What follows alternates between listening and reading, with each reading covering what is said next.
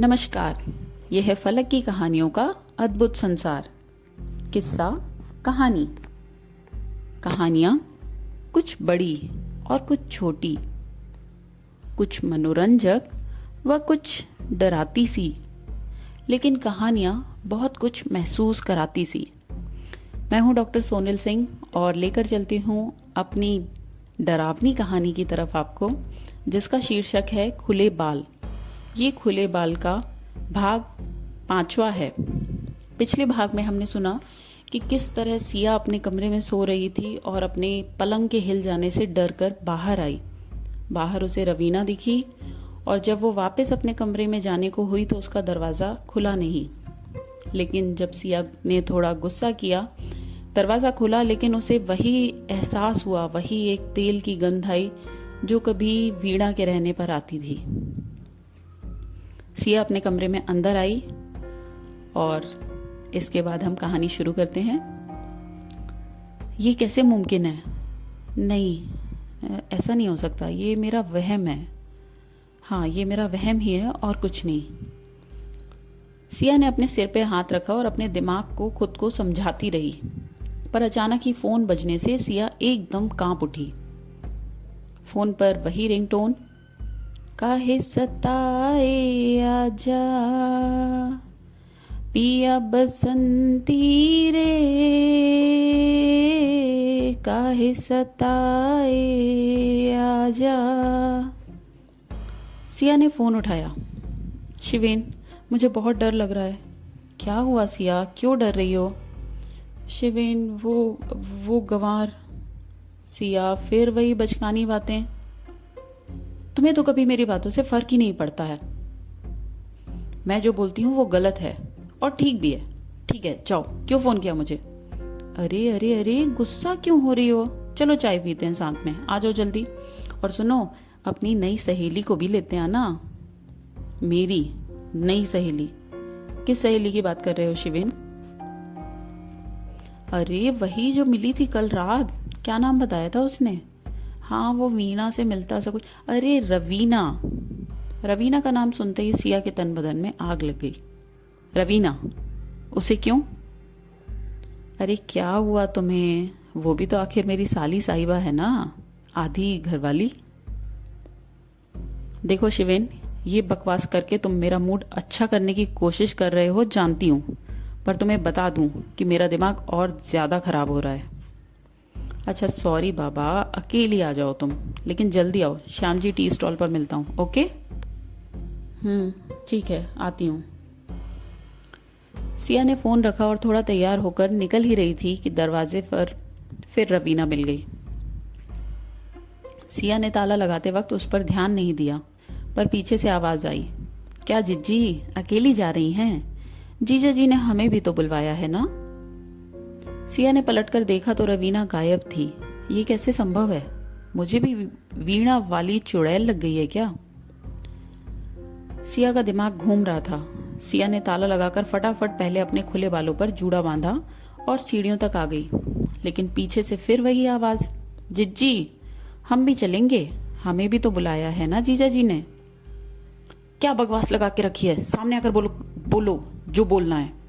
सिया चीखते हुए पीछे पलटी ही थी, लेकिन इस बार पीछे सच में रवीना खड़ी थी। क्या हुआ जिज्जी? कोई परेशान कर रहा है आपको?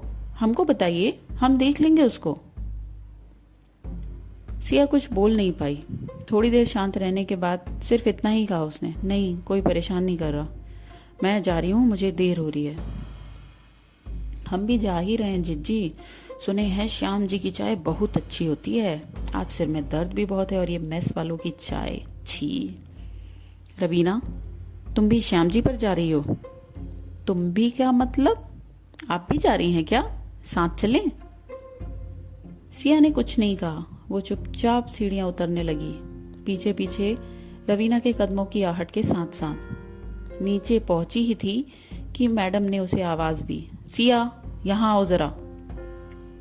जी मैम, कहिए।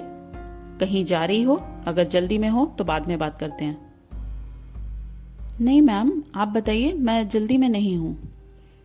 सिया ने कहते हुए पीछे देखा, पर अब रवीना गायब थी।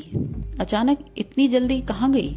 वो श्याम जी पर शिवेन से जरूर मिलेगी, उनकी बातें होंगी। पता नहीं मैडम को क्या बात करनी है, कितनी देर लगेगी। बहुत सी बातों की उतल पुतल सिया के दिमाग में चल पड़ी। सिया, तुम्हारे घर से इस बार पैसे नहीं आए हैं अब तक। ओह, मैं आज ही बात करके बताती हूँ मैडम। वो इस बार माँ की तबीयत थोड़ी खराब है शायद, इसलिए। कोई बात नहीं सिया, तुम बात कर लेना। जाओ, तुम्हें देर हो रही होगी। जी मैडम, बाय। बोलकर सिया सोचते हुए निकल गई कि इस बार वीणा के चक्कर में मैडम के अकाउंट में पैसे भी नहीं डलवा पाई। सिया तेज कदमों से चलकर श्याम जी टी स्टॉल की तरफ बढ़ रही थी। उसके अंदर बेचैनी थी कि शिवेन और रवीना मिल न गए हों। जल्दबाजी में निकली सिया की किस्मत आज शायद ज्यादा ही खराब थी। तेज चाल के चलने से उसकी एक जगह हील टूट गई और उसे आसपास कोई मोची भी नहीं मिला। लंगड़ाकर चलने के अलावा उसके पास कोई चारा नहीं था। चाहती तो रिक्शा भी ले लेती, पर 5 से 7 मिनट के रास्ते के लिए क्या रिक्शा लेना सोचकर वो ऐसे ही चलती रही। अचानक पीछे से आती बाइक की आवाज के डर से वो एकदम किनारे होकर खड़ी हो गई। लेकिन उसके पीछे से आती बाइक अचानक ही उसके सामने आकर रुक गई और एक आवाज आई, जिज्जी रुक जाओ, आओ साथ चलते हैं। आवाज किसी लड़के की ही थी, पर जिज्जी सुनकर सिया एक बार भी नहीं पलटी और आगे ही बढ़ती गई। बाइक ना आगे निकली और पीछे से आती आवाज भी बंद हो गई। हिम्मत करती सिया ने पीछे मुड़कर देखा तो वाकई कोई नहीं था। सारी की सारी सड़क खाली थी। अगले ही मोड़ पर श्यामजी टी स्टॉल है। सिया ने अपने कदम में कोई भी रुकावट नहीं आने दी और फटाफट चलती रही। आखिर में वो पहुंच ही गई टी स्टॉल, जहां हर वक्त चहल पहल ही रहती है। पर आज ना जाने क्यों वहां एक वीरानियत का साया था। सिया ने शिवेन और रवीना को साथ बैठ चाय पीते देखा तो उसके तन बदन में फिर आग लग गई। अरे जिज्जी आइए, हमने जब पूछा था तभी आ जाती तो जीजू को इतना इंतजार नहीं करना पड़ता। पर आप चिंता मत कीजिए, हमने बिल्कुल बोर होने नहीं दिया आपके इनको। सिया के बने हुए मुंह को साफ समझा जा सकता था, पर शिवेन और रवीना ने उसे नजरअंदाज कर दिया। आओ सिया बैठो, काका जी चाय दीजिएगा स्पेशल। सिया जाकर शिवेन से सटकर बैठ गई और उसने ऐसे दिखाया जैसे उसे फर्क ही नहीं पड़ता कि उन दोनों के अलावा यहाँ रवीना है या नहीं। शिवेन को ऐसा बर्ताव पसंद नहीं आया और वो जानकर रवीना से ही बातें करता रहा। चाय आई जिसे देख रवीना बोली, वाह काका जी, सिर्फ एक चाय, हमारी दूसरी चाय कहाँ है? बिटिया आप और बाबू तो अदरक वाली लेंगे। बन रही है। इन बिटिया को इलायची पसंद है, इसलिए एक ही लाए हैं। सिया ने काका जी की तरफ देखा और बोली, थैंक यू काका जी, कैसे हैं आप? बिटिया हम ठीक हैं। आपकी बहनी के बारे में सुने रहे, अच्छा नहीं लगा। बहुत सीधी लड़की रही। कौन सी बहन जिज्जी? बीच में कूदते हुए रवीना ने फिर पूछा। तुम नहीं जानती हो उसे रवीना, छोड़ो इन बातों को। बताओ तुम यहाँ क्या करने आई हो? शिवेन ने सिया के कुछ कहने के पहले ही बात बदल दी। काका जी जा चुके हैं और दूसरी चाय बनाने पर ही ध्यान है उनका। आज शिवेन का सिया को नजरअंदाज करना सिया से सहन नहीं हो पा रहा था, पर वो चुपचाप चाय पीती रही, बिना कुछ कहे, बिना शिवेन से बात किए हुए। सिया अगले हफ्ते पार्टी में रवीना को भी ले आओ ना साथ। कैसी पार्टी? कौन सी पार्टी शिवेन? तुम भूल गई? अपनी फर्स्ट मीटिंग डेट को सेलिब्रेट नहीं करना है इस मंथ? सिया मन ही मन खुश हुई कि शिवेन को याद है। जानकर शिवेन के ऊपर झूलती सिया ने कहा, लेकिन वो तो सिर्फ हमारी पर्सनल पार्टी है, उसमें भला इसका क्या काम? सिया ने ये कहते हुए रवीना की तरफ देखा ही था कि रवीना की आंखें चमकी। उस चमक से सिया डर गई। लाल आंखें, ऐसा कैसे हो सकता है? ये रवीना को देखो जरा शिवेन, क्या हुआ इसको? क्या हुआ सिया, तुम चाय छोड़कर देखोगे एक बार? सिया ने जैसे ही शिवेन की तरफ देखा, उसके पसीने छूट गए।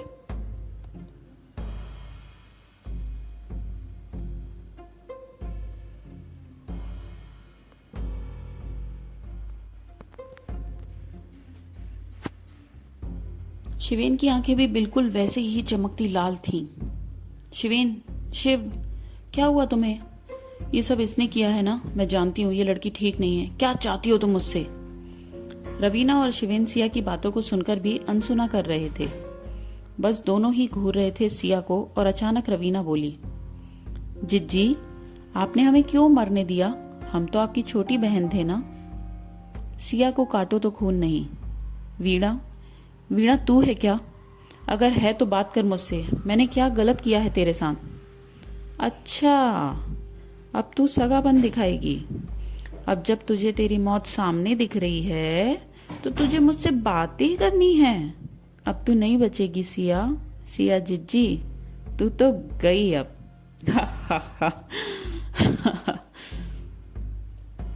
शिवेन, शिवेन देखो ना इसे, कैसे बकवास कर रही है। पर शिवेन तो बुत बना बैठा था। बस आंखों में चमक और मुंह पर ताला सा लगा था उसके। अब सिया की बोलती बंद होने वाली थी जैसे ही रवीना के चेहरे पर बदलाव दिखने लगा।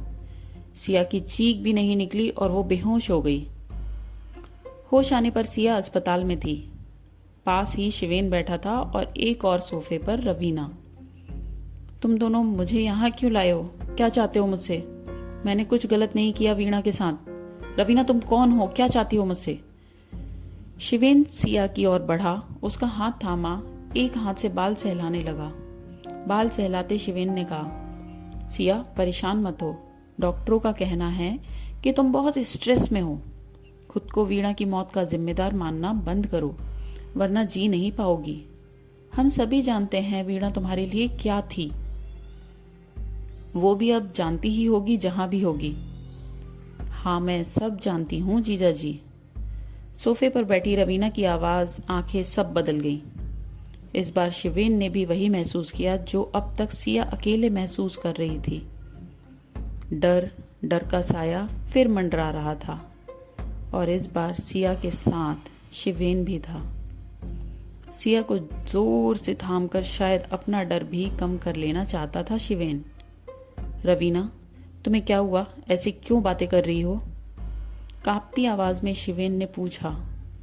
सिया बीच में ही बोल पड़ी, रवीना की तरफ देखते हुए, देखो मुझे कोई स्ट्रेस नहीं है शिव, बल्कि यही रवीना है जो मुझे दिन रात डरा रही है। जीना मुश्किल कर दिया इसने मेरा। जिस दिन से आई है उस दिन से पनौती बन बैठी है। मैं यही तो बता रही थी तुमको। इस बार बात को काटकर रवीना की आवाज आई, जिज्जी, जैसी करनी वैसी भरनी, कहावत सुनी तो होगी, क्यों जीजा जी? हा हा करती रवीना अपनी जगह पर ही बैठकर हंसती रही तब तक जब तक नर्स नहीं आ गई। सिया और शिवेन की जान हलक में ही अटकी रही और उन दोनों ने एक दूसरे का हाथ नहीं छोड़ा। नर्स ने इंजेक्शन लगाकर बाहर का रुख किया तो शिवेन ने नर्स को बातों में उलझाना चाहा। नर्स, डॉक्टर साहब कब आएंगे? आते ही होंगे, इनकी दवाई दे दीजिए और ज्यादा शोर मत कीजिए। नर्स, इन्हें घर कब ले जाया जा सकता है? अभी डॉक्टर आएंगे, आप पूछ लेना। नर्स, देखिए मेरे पास और भी मरीज हैं इधर जिन्हें मेरी जरूरत है। आप इनसे बात करो ना, आपका मन है बात करने का तो। सॉरी। शिवेन के सॉरी बोलते ही नर्स निकल गई रूम से। सिया और शिवेन की हिम्मत नहीं हो रही थी कि वो पलटकर रवीना की तरफ देख भी पाए। शिवेन, शायद वीणा चली गई है, वरना अब तक करते हुए शिवेन ने सिया के होठों पर अपनी उंगली रख दी और धीरे से पलटकर सोफे की तरफ अपना चेहरा किया, पर वहां अब कोई नहीं था, केवल और केवल खाली सोफा।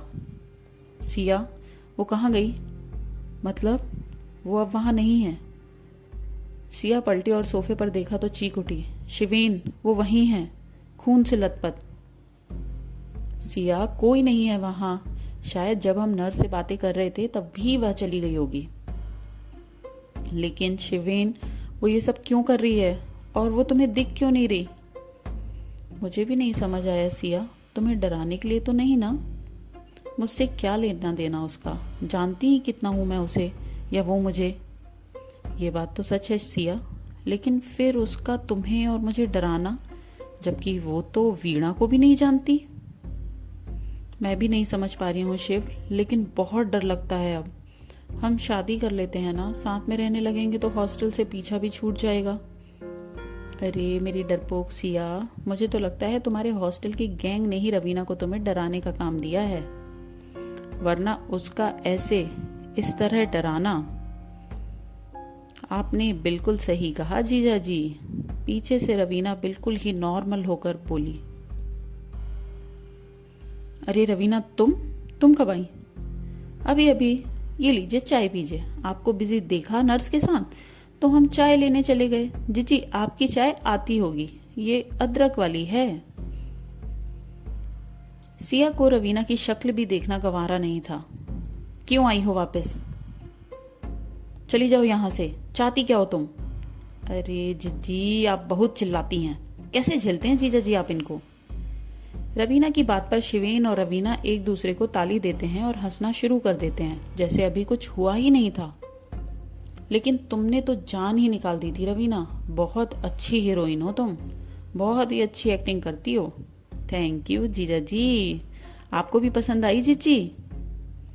सिया ने कुछ भी नहीं कहा, बस मन महसूस कर रह गई। शिवेन ने घर निकलने की बात कही तो सिया ने उसे रोकना चाहा। रुक जाओ ना, मैं अकेले कैसे रहूंगी यहाँ? आप अकेली नहीं है जिज्जी, हम हैं ना। हमने वेदी दीदी को फोन कर दिया है, वो मैडम को बता देंगी। जाने दीजिए जीजा जी को, हम हैं ना आपके पास। पूरी रात गप्पे मारेंगे। सिया, समझो ना बेटू, नाइट शिफ्ट है, थोड़ा रेस्ट करके निकलना होगा। मैं तुम्हारे फ्लोर पर भी इन्फॉर्म कर दूंगा, तुम भी रेस्ट करो। रवीना, अब जिज्जी को डराया तो ठीक नहीं होगा, समझी? जी जीजा जी, आपकी बातें सर आंखों पर। चाय पीकर शिवेन ने सिया के माथे को चूमा और बाय कहकर निकल गया। सिया ने शिवेन के जाते ही अपने आंखें बंद कर ली। कमरे में शांति छा गई। रवीना भी अपने फोन पर लग गई। रात को अचानक आवाज हुई, पिया बसंती रे काहे सताए आजा।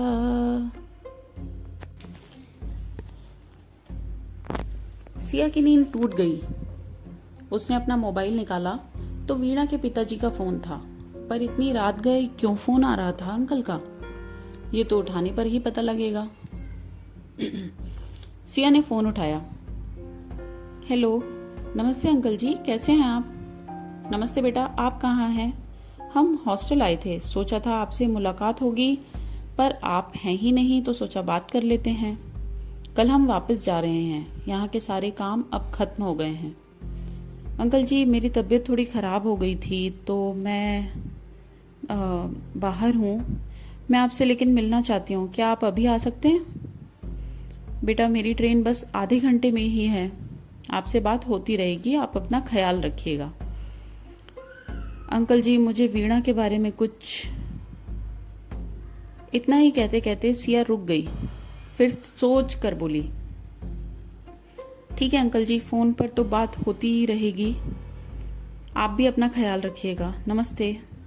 फोन कट गया। सिया ने अपनी नजर कमरे पर दौड़ाई। कमरा खाली पड़ा था। रवीना का सोफा जहां वो थी वहीं था, लेकिन रवीना कहाँ गई? शायद वॉशरूम में होगी, सोचकर सिया ने वॉशरूम की तरफ मुंह किया और बिस्तर पर पड़े लाल गुलाब को देखकर फिर डर गई। रवीना तुम कहाँ हो? जिज्जी, वीणा या रवीना? तुम क्या चाहती हो मुझसे? क्या बिगाड़ा है मैंने तुम्हारा? क्यों मुझे शांति से नहीं जीने दे रही हो? मैं तो अब भी वही चाहती हूँ जिज्जी। आप नशा करती हैं ना? ये बात तो मैडम को पता होनी चाहिए। आप बहुत तोप बनकर रहती हैं ना। आपकी सच्चाई, असलियत सामने तो आनी ही चाहिए ना जिज्जी। और उससे तुम्हें क्या मिलेगा रवीना? बदला जिज्जी, बदला। वीणा का बदला रवीना ले लेगी। सिया की आंखें दर्द होने लगी थी और वो चाहकर भी सो नहीं पा रही थी। उसके सिर में भी दर्द हो चुका था, लेकिन नींद उससे कोसों दूर थी। रवीना इतना कैसे जानती है वीणा के बारे में? उसका मुझे डराना क्या वाकई किसी षड्यंत्र के चलते है, या वीणा मुझसे किसी बात से नाराज है? वीणा की आत्मा मुझसे बात तो नहीं करना चाहती, कैसे जान पाऊंगी मैं सच? क्या वीणा के पिताजी से यह बात कहना सही होगा? सिया के मन में चलती बातों को जैसे रवीना सुन रही थी और एकाएक सामने आकर खड़ी हो गई। वही खुले बाल, आधा चेहरा ढका हुआ, आधा बालों से ढका हुआ। सिया को देखकर अजीब सी मुस्कान लिए रवीना ने अपने सारे दांत दिखाकर हंसना शुरू किया। धीमी आवाज से मुस्कुराती रवीना की हंसी कब इतनी तेज हो गई कि सिया के कान फटने को होने लगे। कान पर हाथ रखती सिया बस इतना ही बोलती रही, चुप हो जाओ रवीना, चुप हो जाओ प्लीज, बंद करो हंसना, बंद करो। सिया की आवाज सुनकर नर्स कमरे में आई। सिया को पकड़कर एक इंजेक्शन दिया और चली गई। पिताजी को बताओगी जिज्जी? रवीना, मैंने तेरा क्या बिगाड़ा है? क्यों मेरी जान लेने पर तुली है? जिज्जी, रवीना ने लड़याते हुए प्यार से छोटे बच्चे की तरह नाटक करते हुए कहा। क्या जिज्जी?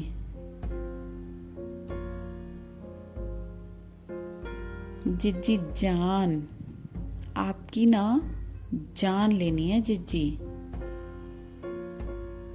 मेरी जान? मेरी जान का क्या? मैं और मेरी जान की कोई कीमत ही नहीं। लेकिन एक बात बता रवीना, मुझसे ऐसी क्या गलती हुई है? मैं तो तुझे ठीक से जानती भी नहीं। क्या जिज्जी? कौन रवीना?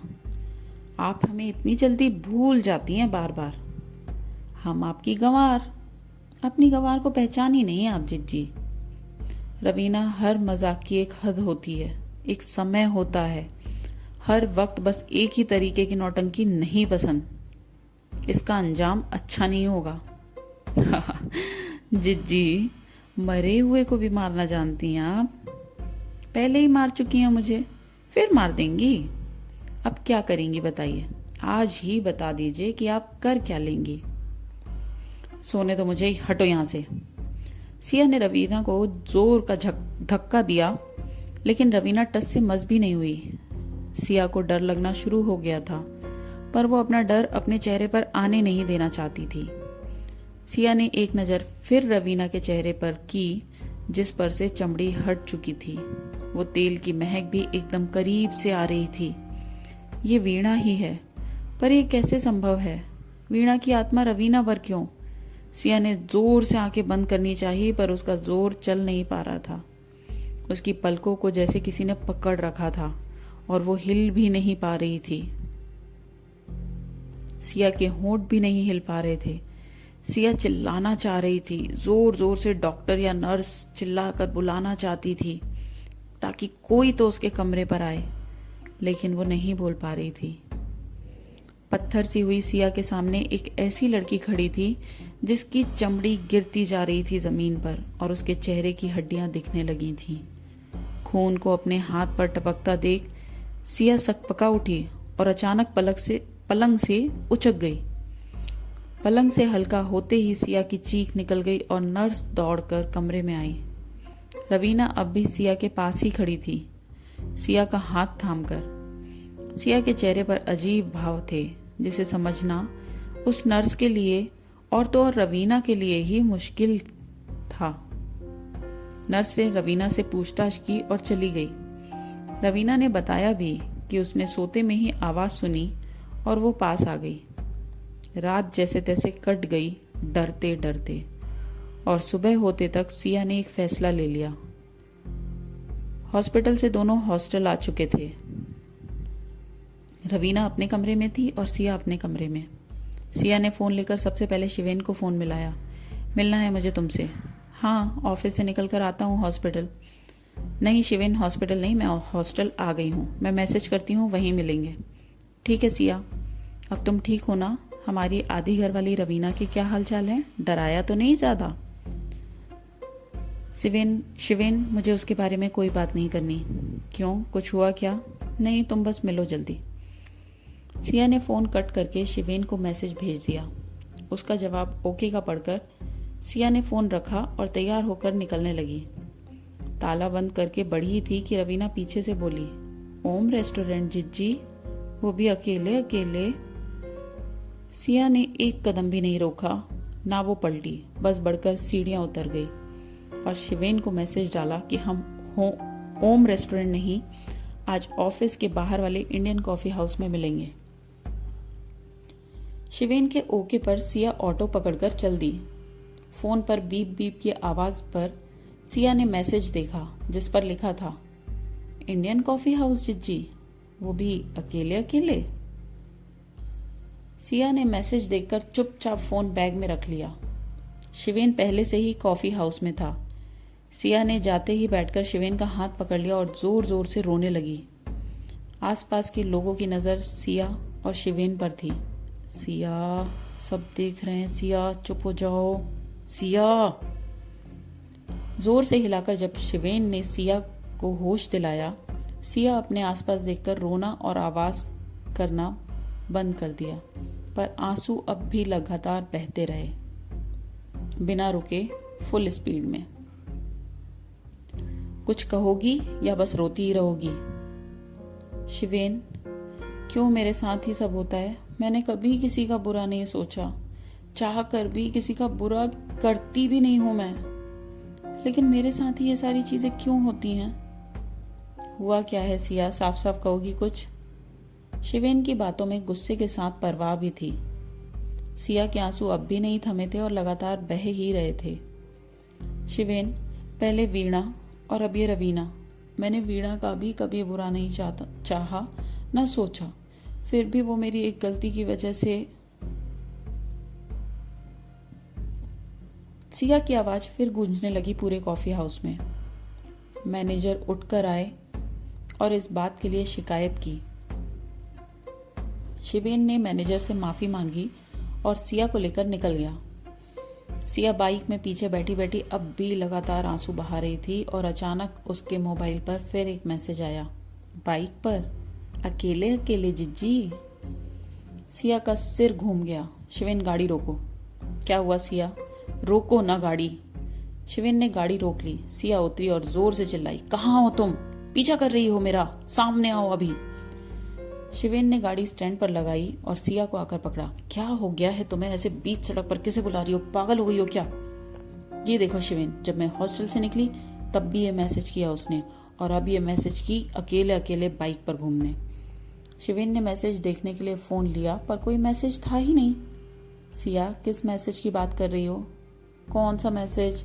इसमें आखिरी मैसेज तो मेरा ही है। नहीं शिवेन, ठीक से देखो, 2 मैसेज हैं उसके। शिवेन ने फिर फोन चेक किया पर कहीं कोई मैसेज नहीं था।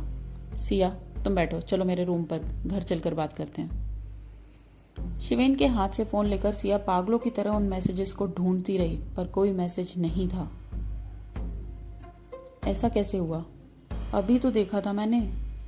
शिवेन, वो चुड़ैली है, रवीना ना चुड़ैल है। हमें ना किसी तांत्रिक को बुलाना चाहिए। सिया, गाड़ी में बैठो, अभी तो चलो, तमाशा मत करो सड़क पे प्लीज, हम सोचते हैं इस बारे में। सिया आकर बैठ गई शिवेन के पीछे। शिवेन ने रूम पर पहुंचकर भी रवीना ने सिया का पीछा नहीं छोड़ा। अरे जिज्जी, अकेले अकेले जिज्जा जी के साथ? कुछ गलत नहीं करना जिज्जी, अच्छी बात नहीं होती। सिया ने जैसे ही मैसेज देखा फिर बोली, ये देखो शिवेन, ये देखो, उसे पता है कि मैं तुम्हारे साथ हूं। सिया, मैंने एक साइकेट्रिस्ट से अपॉइंटमेंट ले लिया है, हमें कल जाना है उनके पास। अच्छा, तो अब तुम्हें लगता है कि मैं पागल हो गई हूँ? मुझे जरूरत नहीं है किसी साइकेट्रिस्ट की, मैं अकेली बहुत हूँ और मैं सब ठीक कर लूंगी। मैंने ऐसा कब कहा सिया कि तुम पागल हो? लेकिन एक बार चेक करवा लेने में दिक्कत क्या है? तुम्हें स्ट्रेस तो है ही ना वीणा का। मैं पागल नहीं हूँ शिव, और ना ही मुझे वीणा की तरह कोई बीमारी है। मुझे समझने की कोशिश करो प्लीज, मेरा साथ दो। पागल नहीं हूँ कह कर मुझे पागल कर दिया तुमने। रोज का एक ही नाटक है तुम्हारा। पागलों जैसी हरकतें बंद कर दो, अगर नहीं हो पागल तो। अभी रेस्टोरेंट से निकाले गए, फिर रास्ते पे खड़े होकर तुमने तमाशे किए, अब घर पे फिर वही हरकतें।